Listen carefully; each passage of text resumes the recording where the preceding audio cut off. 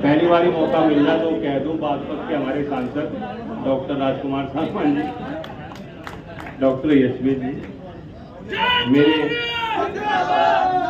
इस काम में मार्गदर्शन और सहयोग करने वाले चौधरी साहब के साथ उन्होंने कार्य किया, आप सब जानते हैं, प्रभात जी और एनएसडीसी की टीम, क्षेत्र के सभी मौजूद लोग, विधायकगण, हमारे जिलाध्यक्ष, मंडल अध्यक्ष राजेंद्र शर्मा जी दिखे हैं, गुलाम जी हमारे विधायक, रतन भी आ गए।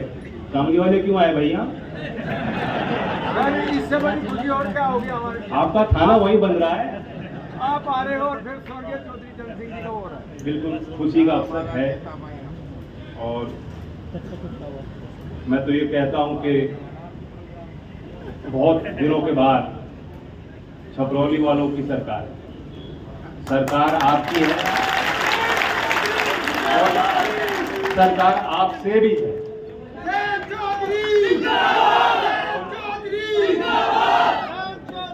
जो चौधरी अजीत सिंह जी ने किया है, उससे पहले चौधरी चरण सिंह जी ने किया, आपने किया, उस काम को आगे बढ़ाने का छोटा सा अवसर मुझे मिल रहा है। यह सब आपके प्रयास और आशीर्वाद के कारण है। जो ताकत आपने दी है और आज भी जो प्यार और सम्मान आप देते हैं, आशीर्वाद देते हैं, ये मेरे लिए सबसे बड़ी कमाई और पूंजी हो सकती है। समस्याएं बहुत हैं, हमारे क्षेत्र के लोग बहुत प्रोग्रेसिव हैं क्योंकि हम शिक्षा मंदिर में हैं। दुनिया में यहाँ का आदमी मुझे मिल चुका है, वहाँ वो खुद पहुँचा है अपनी मेहनत के बल, अपने विचारों के बल में संघर्ष करके। तो बैकवर्ड इलाका है, लोग बहुत फॉरवर्ड हैं और यहाँ बहुत कुछ करने की आवश्यकता है। जितना भी हम लोग कर पाएंगे वो कम ही साबित होगा। मैं भी नहीं कह रहा कि आपको संतोष करना चाहिए। अभी मैं वहाँ बच्चों से मिलकर आया हूँ, मैं वहाँ भी कह रहा था, यहाँ राजकुमार जी हैं, वहाँ प्रतीक जी थे, प्रोफेसर साहब, मैं उनको भी कह रहा था कि इस तरह की संस्थाएं तब अच्छी कामयाबी से चलती हैं जब जो मैनेजमेंट में जो लोग हैं वो बेचैन होने चाहिए, उन्हें संतोष नहीं करना चाहिए, क्योंकि बच्चे हमसे और बहुत कुछ चाहते हैं। जो हमारे अभिभावक हैं, यहाँ के जो परिवार हैं, वो अपने अगली पीढ़ी के लिए बहुत कुछ करना चाहते हैं। यही वो केंद्र है जहां से नए विचारों का संचार होगा, यहीं से नई चीजें इजाद होंगी। मैं सरकार में कुछ ही दिन रहा हूं, लेकिन 100 दिन पूरे हुए हैं, बहुत कुछ मुझे सीखने को भी मिला है। और मैं ये समझता हूं कि जो काम, ये मैंने आपसे सीखा है, जो भी काम किया जाए, जो भी जिम्मेदारी मिले, कोई बड़ी या छोटी नहीं होती, कोई काम बड़ा या छोटा नहीं है। बारीकी को समझना चाहिए, पूरी ताकत लगानी चाहिए, विवेक से फैसले लेने चाहिए, धैर्य से फैसले लेने चाहिए, कुशल व्यवहार होना चाहिए। मैं यही प्रयत्न करूंगा। मुझसे भी गलतियां होंगी, कोई बात नहीं, जो बड़े बुजुर्ग हैं मुझे डांट सकते हैं, कुछ भी कह सकते हैं, लेकिन आपको भी थोड़ा धैर्य रखना होगा। मैं यहाँ पहली बार यहाँ आ रहा हूँ शपथ लेने के लिए। मेरी भी इच्छा है, यहाँ आके मुझे आनंद आता है, यहाँ आके मुझे पोषण मिलता है, मुझे प्रेरणा ही मिल सकती है, सुझाव मिलते हैं अच्छे अच्छे। मैं भी चाहूंगा कि मैं यही रहूं, लेकिन जिम्मेदारी पूरे देश की।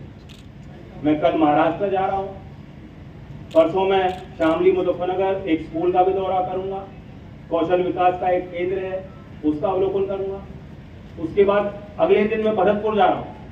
तो इस तरह के लगातार कार्यक्रम, और देश और विदेश के जो लोग शिक्षा के क्षेत्र में कार्य कर रहे हैं या कार्य करना चाहते हैं, मैंने अपने दरवाजे दफ्तर के लिए पहले उनके लिए खोले। तो कार्यकर्ता मायूस ना हो, हमारे कार्यकर्ता ही हमारे मेहनत करते भी हैं और वो हमारी ताकत भी। आपको तो और लोग समझाने पड़ेंगे, थोड़ा मेरा भार अपने कंधों पे लेना पड़ेगा, और मेरे आपके बीच में कभी कोई दूरी आप महसूस मत करना। जो कुछ भी हूं आपसे ही तो हूं। तो मैंने कहा छोटा सा प्रयास, जिस ग्राउंड का मैंने अवलोकन किया, एक रनिंग ट्रैक है, अभी तो कच्चा ही बना है, अभी तो उस उद्देश्य से तैयारी के लिए कि जो आर्मी में, अपने पैरामिलिट्री में, पुलिस की भर्ती के लिए तैयारी करते हैं बच्चे, वो सड़क पे ना दौड़े, कुछ तो उनके लिए व्यवस्था हो। तो जिम बनाया गया है, इंडोर जिम की व्यवस्था भी मैंने देखी, एक आध वेट मैंने भी उठाया। और तकनीकी तौर पे उनको प्रशिक्षण कैसे दिया जा सकता है, और भी जो सब्जेक्ट्स हैं उसके लिए भी अलग क्लासरूम बनाए गए हैं। और मैं पूछ रहा था कि यहाँ ये सब आपने बनाया, इससे पहले क्या था? उन्होंने बताया तो कुछ भी नहीं था, यहाँ तो ऐसे ही भंडार की तरह था, एक जगह तो भैंस बन रही थी, है कि नहीं? अगर इच्छा शक्ति होगी और आपका आशीर्वाद मिलता रहेगा तो कायाकल्प हो जाएगी। एक क्षेत्र की जो पहचान है, क्योंकि मैं आपको बताना चाहता हूं, 100 दिन के अंदर सरकार ने तो बड़े फैसले लिए ही हैं। 2 ऐसे फैसले हैं जो को मैं सबसे अव्वल मानता हूं, जो उचित फैसले हैं, और वो एक सभ्य समाज और प्रगतिशील समाज की पहचान है। नंबर 1, आयुष्मान भारत में 70 साल की जो पहले आयु लिमिट थी वो 70 साल की कर दी कि 70 साल का कोई भी व्यक्ति आएगा वो आयुष्मान भारत का कवच का फायदा उस 70 साल के हमारे बुजुर्ग को। यानी जो समाज अपने बुजुर्गों का ख्याल रखता है, जिन्होंने सब कुछ दिया हमें, जिनके कारण यहाँ तक हम पहुंच पाए, जो पीढ़ी अपने पूर्वजों का और बुजुर्गों का ख्याल रखेगी वही तो आगे बढ़ेगी। दूसरा फैसला, 1 लाख करोड़ का राष्ट्रीय अनुसंधान का एक फाउंडेशन बनाया जो प्रधानमंत्री के अध्यक्षता में काम होगा। और वह अनुसंधान का पैसा कहां लगेगा, कैसे दिया जाएगा? जो रिसर्चर हैं, जो पीएचडी है, जो स्कॉलर हैं, जो अनुसंधान वाकई कर रहे हैं विश्वविद्यालयों में, चाहे सब्जेक्ट कृषि का हो, चाहे सोशल साइंस का हो, चाहे एस्ट्रोनॉमी का हो, स्पेस का हो, फ्यूचर स्किल्स से जुड़ा कोई सब्जेक्ट हो, क्योंकि विश्वविद्यालयों में ही नए विचार हो सकते हैं, इनोवेशन हो सकता है। प्राइवेट कंपनी वाले अनुसंधान करते हैं वो अपने पदार्थ के लिए, अपने प्रोडक्ट उत्पाद को आगे मार्केट में बढ़ाने के लिए। विश्वविद्यालयों में अगर अनुसंधान होगा तो वह समाज के लिए उपलब्ध है। उसमें वो अनुसंधान करने वाला ये नहीं सोचेगा कि मैं अपना मुनाफा ही देखूं। तो समाज को ज्यादा फायदा तब होता है जब विश्वविद्यालय में अनुसंधान हो सके। 1 लाख करोड़ बड़ी जो है उन्होंने एक स्कीम बनाई, बड़ा काफी पैसा है, पर्याप्त है, एक शुरुआत हुई है। ये दोनों स्कीम अच्छी प्रभावशाली है, यानी हम आने वाली पीढ़ी की भी सोच रहे हैं और अपने बुजुर्गों का भी ख्याल रख रहे हैं। तो मैं सराहना करता हूं मंच के माध्यम से।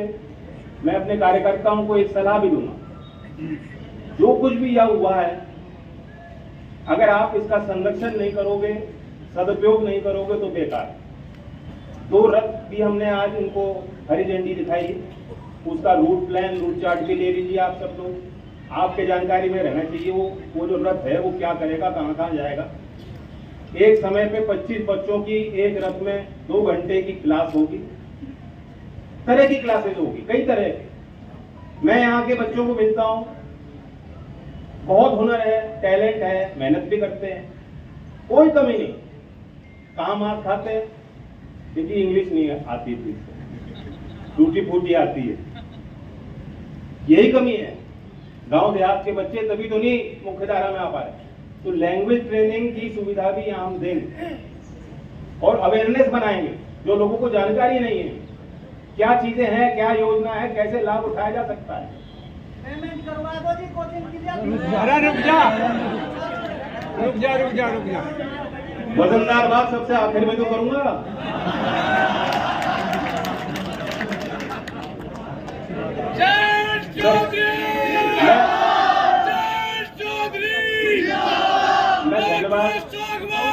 धन्यवाद देता हूँ पूरे एनएसडीसी मंत्रालय के टीम को। बहुत दूर दूर से लोग आ रहे हैं। कर्नल AK सिंह जी जो यहाँ प्रशिक्षण भी देंगे, मेरी उनसे परिचय हुआ, मुलाकात हुई, बहुत लंबे चौड़े हैं। मैंने उनसे पूछा कहाँ से हो, उन्होंने कहा शादरा दिल्ली। मैंने कहा दिल्ली से हो, देख के तो ऐसा लग रहा है यहीं के हो। तो उन्होंने बताया उनके पिताजी यहीं पढ़ाते थे। तो खुशी हुई कि वे भी संस्था से उनको वापस मौका मिला।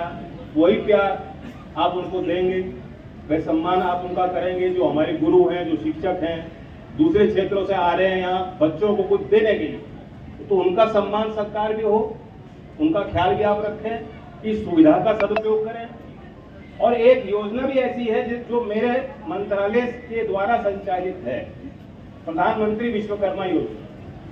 कल महाराष्ट्र में उसका 1 साल पूरा होगा, एक पर्व के तौर पर मनाया जाएगा। प्रधानमंत्री जी के साथ में जाऊंगा। ये योजना किन लोगों के लिए बनाई गई? 18 ऐसे चिन्हित किए गए क्राफ्ट, ट्रेड, काम, व्यापार जो पुराने हैं, पीढ़ी दर पीढ़ी वही काम करते आए गांव में।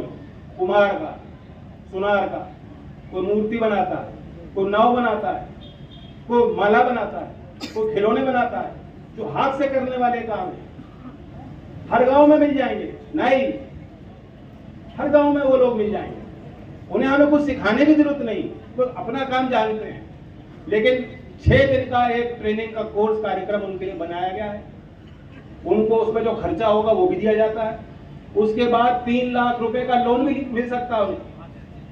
लेकिन जब मैं देख रहा था कि बागपत से कितने लोगों ने लाभ उठाया, कितने लोगों ने पंजीकरण किया, तो मुझे लगता है कि पूरे उत्तर प्रदेश में शायद सबसे कम यही हुए हैं। मुझे दुख हुआ जान करके। पंजीकरण अभी भी चालू है। 3 साल की योजना है, 13,000 करोड़ की लागत से योजना बनाई गई। मैं चाहता हूं कि हमारे कार्यकर्ता इस योजना को पूरी तरीके से समझें। जिन समाज और जिन समाजों के लिए, जिन लोगों के लिए बनाया गया है, जो लाभार्थी होने चाहिए, उन तक ये बात पहुंचाएं। वो अपना पंजीकरण कराएं, जो भी कागज दस्तावेज उनको देने हैं, जो प्रक्रिया उनको फॉलो करनी करें और इस योजना का लाभ लें। बागपत के लोगों को मेरा सुझाव, और बाकी सब घुमा के बाद तो एक में एक ही आनी थी। मैं